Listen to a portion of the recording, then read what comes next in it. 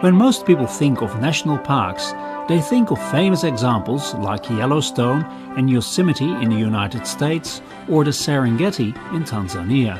These parks are large in scale, with an emphasis on wildlife conservation and the preservation of scenic landscapes. Human activity and presence is restricted and regulated, and people are mainly visitors. This does not imply that nature in these places has been untouched by humans. In Yosemite, for example, there has been farming in the past, and the management of the park is far from passive. The question is not whether untouched nature is good and anthropocentric influence on natural systems is less desirable. The question is whether we would like to protect nature for the sake of nature or for the benefit of ourselves and other species. It is a question of grades of human interference and impact, not one of untouched nature. And that is a logical approach, because the reality is that in many countries, nature conservation and human activity can never be separated, like in Yosemite or the Serengeti. The Netherlands is probably one of the most extreme cases where nature and human activity are almost inseparable. About half of the country is at or below sea level, and most of the land area has been reclaimed or drained.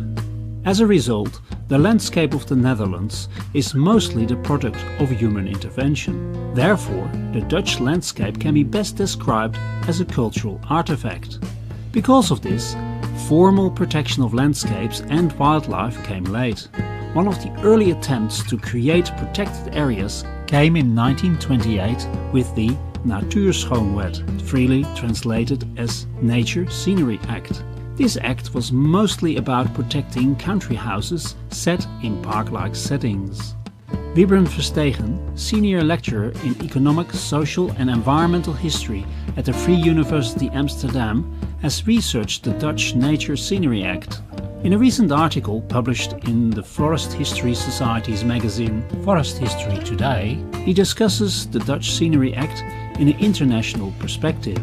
I interviewed Wybren at his house in the Netherlands about the Scenery Act and aristocratic landed estates and how it compares with estates in the southern United States and Canada.